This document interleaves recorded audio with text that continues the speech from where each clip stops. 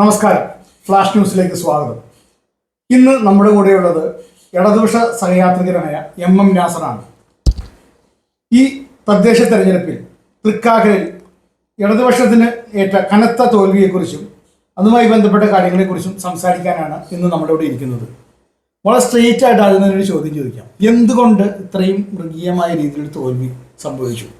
സന്ദേശം സിനിമയിലെ ചോദ്യം പോലത്തെ ചോദ്യമാണ്. ചോദ്യം നമുക്ക് കേരളത്തിൻ്റെ അങ്ങേയറ്റം തൊട്ട് ഇങ്ങേയറ്റം വരെ ഒരു വലിയ എന്താ പറയുക രാഷ്ട്രീയ കൊടുങ്കാറ്റ് എന്ന് പറയാവുന്ന രീതിയിൽ അടിച്ചിട്ടുണ്ട്. ഇടതുപക്ഷ ജനാധിപത്യ മുന്നണി കേരളത്തിലെ ജനങ്ങളുടെ അടുത്ത് പറഞ്ഞ കാര്യങ്ങൾ അത് പൂർണ്ണമായിട്ടും സത്യമായിട്ടുള്ള കാര്യം.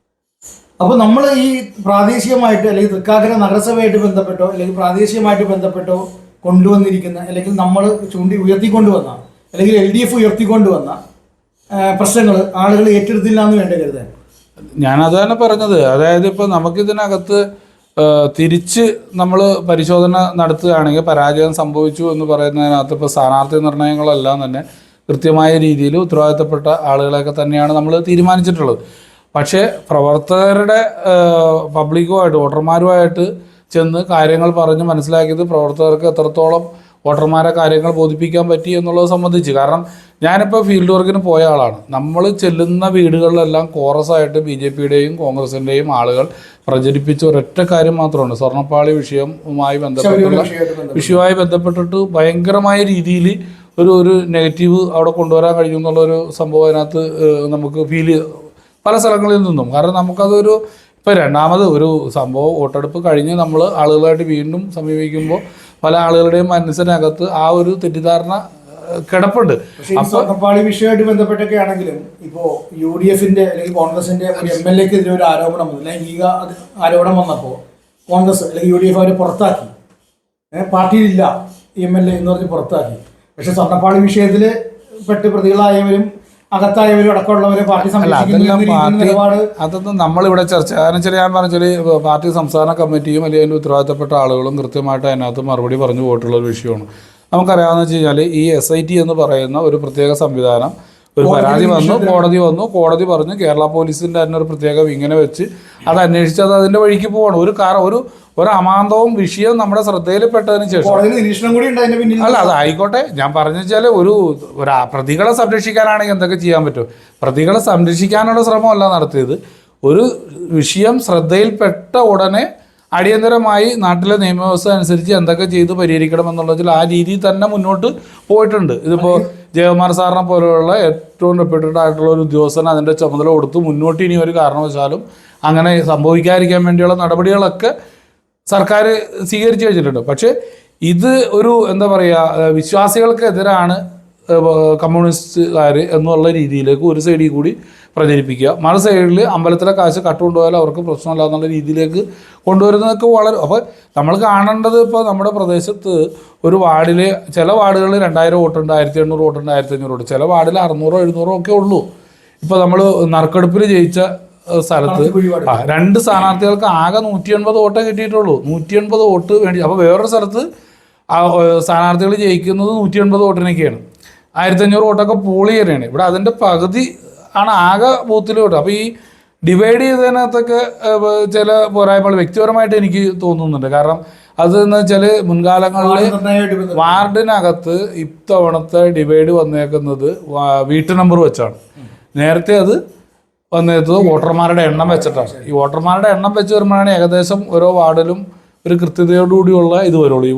ഇപ്പോൾ 1200 പേര് ഫ്ലാറ്റ് നമ്പർ ഉണ്ടെന്നും പറഞ്ഞിട്ടാണ് DLF ഒരു ചെറിയ വാർഡായിട്ട് അവിടെ വരണത്. അത് നമുക്ക് വല്ലാത്ത രീതിയിൽ ബുദ്ധിമുട്ട് വരികയാണ്. കാരണം അതിനകത്ത് താമസിക്കുന്ന ആളുകളെ സംബന്ധിച്ച് ഈ ഒരു കൗൺസിലർ ചെയ്തെടുക്കേണ്ട ഒരു കാര്യവും സത്യത്തിൽ ഉണ്ടാകാറില്ല. ഒരു വാർഡ് കൗൺസിലർ എന്ന് പറയുന്ന സംവിധാനത്തിലാണ് അവർക്കെല്ലാം എല്ലാ സൗകര്യങ്ങളോട് ജീവിക്കുന്ന ആൾ. അപ്പോൾ അത്തരത്തിൽ ധ്രുവീകരിക്കപ്പെട്ട് കഴിഞ്ഞപ്പോൾ നമുക്ക് കുറച്ച് പ്രയാസങ്ങൾ വേറെ വന്നിട്ടുണ്ട് അതിനകത്ത്. ഇപ്പോൾ ഈ LDFുമായി ബന്ധപ്പെട്ട് LDFിന് അങ്ങോട്ട് തോൽവി വന്നു, അത് അംഗീകരിക്കാൻ പറ്റില്ല. തീർച്ചയായിട്ടും. അപ്പോൾ ഇങ്ങനെ തോൽവി വന്നതുമായി ബന്ധപ്പെട്ട് സ്ഥാനാർത്ഥി നിർണയങ്ങൾ പല CPMന് അല്ലെങ്കിൽ LDFിന് കുത്തക വാർഡുകൾ നഷ്ടപ്പെടുന്ന സാഹചര്യമൊക്കെ ഉണ്ടായി. പലരും തോറ്റു, പ്രധാനപ്പെട്ട നേതാക്കളടക്കം തോക്കുന്നൊരവസ്ഥയൊക്കെ ഉണ്ടായി. അത് ഈ സ്ഥാനാർത്ഥി നിർണയവുമായി ബന്ധപ്പെട്ടുകൊണ്ടുള്ള ഒരു അപാകത ഉണ്ടോ അല്ലെങ്കിൽ അത്തരത്തിൽ പരിശോധിക്കേണ്ട സാഹചര്യം ഉണ്ടോ? അല്ലെങ്കിൽ ഈ CPI-CPM തർക്കം അത് ഈ തോൽവിയിൽ ഒരു ഘടകമാണോ? നമ്മൾ മനസ്സിലാക്കേണ്ട ഒരു ജനാധിപത്യ രീതിയിൽ പ്രവർത്തിക്കുമ്പോൾ ഓരോത്തിനും ഓരോ ഘടകങ്ങളുണ്ട്. ഇപ്പോൾ പാർട്ടി അല്ലെങ്കിൽ ഇടതുപക്ഷത്തിൻ്റെ ഒരു പൊതു തീരുമാനം എന്താണെന്ന് വെച്ചാൽ വാർഡ് കമ്മിറ്റികൾ വിജയസാധ്യതയുള്ള സ്ഥാനാർത്ഥികളെ തീരുമാനിച്ച് അത് ഉപരിഘടകങ്ങൾ അതിന് അംഗീകാരം കൊടുത്തു പോകുന്ന രീതിയാണ് പൊതുവെ സർക്കുലർ. അങ്ങനെ തന്നെയാണ്. അതായത് ഇപ്പോൾ അങ്ങനെ വരുന്നുണ്ടെങ്കിൽ അത് പരിശോധിക്കുമല്ലോ സ്വാഭാവികമായിട്ടും. ഈ തോൽവിയൊക്കെ പല വാർഡുകളിലും അങ്ങനെ വാർഡ് കമ്മിറ്റികൾ വാർഡ് കമ്മിറ്റികളിൽ ഇല്ലാത്ത പേരുകാരുടെ സ്ഥാനാർത്ഥികൾ വന്നു എന്നുള്ള ആക്ഷേപങ്ങളൊക്കെ. അല്ല, അത് ഞാൻ പറഞ്ഞല്ലോ, അത് ഉത്തരവാദിത്തപ്പെട്ട ഘടകങ്ങൾ അത് സ്വാഭാവികമായിട്ടും തെറ്റ് സംഭവിച്ചു കഴിഞ്ഞാൽ CPM-നെ സംബന്ധിച്ച് ഇടതുപക്ഷത്തെ സംബന്ധിച്ച് നാളുകളിൽ വരാതിരിക്കാൻ വേണ്ടിയിട്ടുള്ള ആത്മാർത്ഥമായ ഇടപെടലുകൾ ഉണ്ടാവും. ആ പോരായ്മ വന്നിട്ടുണ്ടെങ്കിൽ തീർച്ചയായിട്ടും പരിശോധിച്ച് പരിഹരിക്കും. മുന്നോട്ട് അങ്ങനെ ഇല്ലാത്ത രീതിയിലേക്ക് പോകും. ആളുകൾ മാറിക്കൊണ്ടിരിക്കുമ്പോൾ നാട്ടിൽ നടക്കേണ്ട വികസന പ്രവർത്തനങ്ങളിൽ ഒരു കാഴ്ചപ്പാട് ഓരോ വ്യക്തിക്ക് ഓരോ കാഴ്ചപ്പാടുണ്ടാവും, മുന്നണിക്ക് ഒരു കാഴ്ചപ്പാടുണ്ടാവും. അത് ഇംപ്ലിമെൻ്റ് ചെയ്യാൻ ഇരിക്കുന്ന ആ ഒരാളാ കീ പോയിന്റിൽ നിന്ന് മാറിക്കഴിയുമ്പോൾ സ്വാഭാവികമായിട്ടും അതിൻ്റേതായ വ്യത്യാസങ്ങൾ ഉണ്ടാവും. ഇപ്പോൾ കഴിഞ്ഞ തവണ നമ്മൾ പ്രധാനമായിട്ടും ആരോപണമായിട്ട് പറഞ്ഞിരുന്നത് എന്താണെന്ന് വെച്ചാൽ ഇവിടെ ഏറ്റവും കൂടുതൽ പ്രശ്നം ഉണ്ടായത് ഹെൽത്ത് സ്റ്റാൻഡിംഗ് കമ്മിറ്റി ചെയർമാൻ്റെ ഇതുമായി ബന്ധപ്പെട്ടുകൊണ്ട് മാലിന്യ സംസ്കരണവുമായി ബന്ധപ്പെട്ടുകൊണ്ടാണ്. അതെ, അപ്പോൾ ഈ നാട്ടിലെ ജനങ്ങൾക്ക് ഇപ്പോൾ ഞങ്ങൾക്ക് ഇപ്പോൾ വ്യക്തി എന്നുള്ള രീതിയിൽ ഞാൻ സങ്കടത്തോടുകൂടി അല്ലെങ്കിൽ വിഷമത്തോടുകൂടി കാണുന്ന ഒരു കാര്യം എന്താണെന്ന് വെച്ചാൽ 10 വർഷം കൊച്ചി കോർപ്പറേഷനിൽ UDF ഭരിച്ചു. ആ സമയത്ത് ബ്രഹ്മപുരത്ത് കാണിച്ചു വെച്ചത് ഈ കഴിഞ്ഞ 5 വർഷം കൊണ്ട് LDF-ൻ്റെ ഭരണസമിതി അത് മാറ്റി. ഇപ്പോൾ ഇനി അടുത്തത് സംഭവിക്കാൻ പോകണമെന്ന് വെച്ചാൽ തൃക്കാക്കര ഉൾപ്പെടെയുള്ള അല്ലെങ്കിൽ മറ്റു സ്ഥലങ്ങൾ ഉൾപ്പെടെയുള്ള ഈ ഫുഡ് വേസ്റ്റ് കാര്യങ്ങൾ ബ്രഹ്മപുരത്തേക്ക് ഡംപ് ചെയ്യുന്ന രീതിയിലേക്ക് തന്നെയാണ് മിക്കവാറും ഇവർ ചെയ്യുക.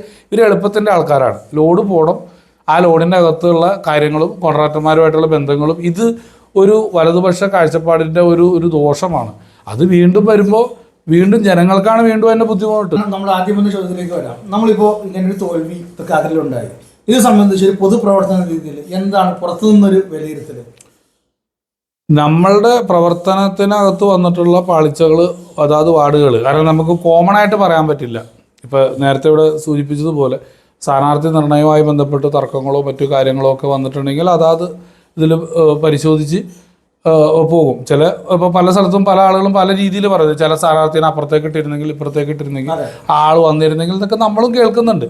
അത് ഞാൻ മനസ്സിലാക്കുന്നത് ഇങ്ങനെയാണ്, പാർട്ടിയുടെ ഉപരിഘടകം കൃത്യമായിട്ട് അതാത് വാർഡ് കമ്മിറ്റികൾ വിളിച്ചു കൂട്ടി. കാരണം ഞാൻ കേട്ടേക്കുന്ന സർക്കുലറും കാര്യങ്ങളും അങ്ങനെയാണ് നമ്മൾ കാലങ്ങളായിട്ട് കാണുന്നത്. ഇടതുപക്ഷത്തിൻ്റെ ഒരു രീതി, പ്രത്യേകിച്ച് കൂടുതൽ സീറ്റ് കൈകാര്യം ചെയ്യുന്ന CPM-നെ സംബന്ധിച്ച് CPM-ൻ്റെ ഇത് വരുമ്പോൾ കൃത്യമായിട്ടൊരു മാർഗനിർദ്ദേശം പറയുന്നത് വാർഡ് കമ്മിറ്റിക്ക് സ്വീകാര്യനായ രീതിയിൽ അവിടെ ചർച്ച ചെയ്ത് എടുക്കുന്ന ഒരു തീരുമാനമാണ് അംഗീകരിച്ചു പോകും. അതിനകത്ത് എന്തെങ്കിലും അട്ടിമറി നടന്നോ ഇല്ലയോ എന്നുള്ള വാർഡ് ബേസിൽ പരിശോധിച്ചാലേ നമുക്ക് പറയാൻ പറ്റുള്ളൂ. അല്ലെങ്കിൽ ആരെങ്കിലും പരസ്യമായിട്ട് വെളിപ്പെടുത്തുകയോ മറ്റു രീതിയിൽ പറഞ്ഞാലല്ലേ നമുക്ക് അതിനെക്കുറിച്ചിട്ടൊരു കമൻറ്റ് പറയാൻ പറ്റുള്ളൂ. യഥാർത്ഥത്തിൽ ഇതാണ് ഒരു വാർഡ് കമ്മിറ്റി, കാരണം വിജയസാധ്യതയുള്ള ആളുകളെ വാർഡ് കമ്മിറ്റി കൂടി തീരുമാനിച്ച് സ്ഥാനാർത്ഥി അംഗീകരിച്ച് പോകണം എന്നുള്ളതാണ് ഒരു പൊതു കാഴ്ചപ്പാട്. അവസാനമായി ഒരു ചോദ്യം കൂടി ചോദിക്കുക. അതായത് തൃക്കാക്കരയിലടക്കം CPI തർക്കം, അതായത് ഇടതുമുന്നണിക്കുള്ളിലുള്ള അനൈക്യം ആണോ പല വാർഡുകളിലും സ്ഥാനാർത്ഥികൾ തോക്കാനുള്ളൊരു ഘടകം അല്ലെങ്കിൽ ഒരു കാരണം അതാണോ? അങ്ങനെ ഒരു വിലയിരുത്തലുണ്ടോ? അല്ല, വിലയിരുത്തൽ ഉണ്ടോ എന്ന് ഇപ്പോൾ പറയാൻ കഴിയില്ലല്ലോ. കാരണം ഞാൻ പറഞ്ഞല്ലോ, അതായത് പൊതു കാഴ്ചപ്പാട് വാർഡ് കമ്മിറ്റികൾ അതിൻ്റെ ഉപരിഘടകങ്ങൾ, പിന്നെ മുന്നണി സംവിധാനത്തിനകത്ത് സീറ്റ് വിഭജിച്ച് കൊടുത്തതിൽ ഒരു ചെറിയ ഒരു കാലയളവിൽ ഒരു ചെറിയതുകൊണ്ട് നമുക്ക് ഫീൽഡ് ചെയ്യാൻ കുറച്ച് സമയമെടുത്തു. പക്ഷേ ജയിച്ച് കയറാവുന്ന രീതിയിലുള്ള സംഭവങ്ങളെല്ലാം പബ്ലിക്കിൻ്റെ അടുത്ത് ഞാൻ പറഞ്ഞല്ലോ ഒരു കാറ്റ് വീശിയിട്ടുണ്ട്, ഒരറ്റത്തുനിന്ന് ഒരറ്റം വരെ ഒരു കാറ്റ് വീശിയിട്ടുണ്ട്. അത് ശബരിമല എന്ന് വെച്ചാൽ അത് കുറച്ചുകൂടി ഡീറ്റെയിൽ ആയിട്ട് വരേണ്ട കാര്യമുണ്ട്. പബ്ലിക്കിനെ തെറ്റിദ്ധരിപ്പിച്ചിട്ടുണ്ട് എന്നുള്ളതാണ്. അത് പല സ്ഥലത്തും അല്ല, അത് അങ്ങനെ എത്രത്തോളം നമ്മൾ പറഞ്ഞാലും അത് എൻ്റെ വ്യക്തിപരമായിട്ടുള്ള അഭിപ്രായം എന്താണെന്ന് വെച്ചാൽ അത് ഈ മതവിശ്വാസികളായിട്ടുള്ള ആളുകൾ ഒരു ഏകീകരിച്ച് ഒരു നെഗറ്റീവ് അതുപോലെ തന്നെ അതൊക്കെ സംഭവിച്ചതാണ്. BJP-യും കോൺഗ്രസും ലീഗും SDPI-യും ജമാഅത്തെ ഇസ്ലാമിയും പറഞ്ഞ കാര്യങ്ങൾ ഓപ്പോസിറ്റ് നിന്ന് നമ്മൾ ഒറ്റക്ക് നിന്നിട്ടാണ് ഇത് കേട്ടത്. അപ്പൊ ഇതിൽ ഏതെങ്കിലും പെട്ട ആൾക്കാരാണ്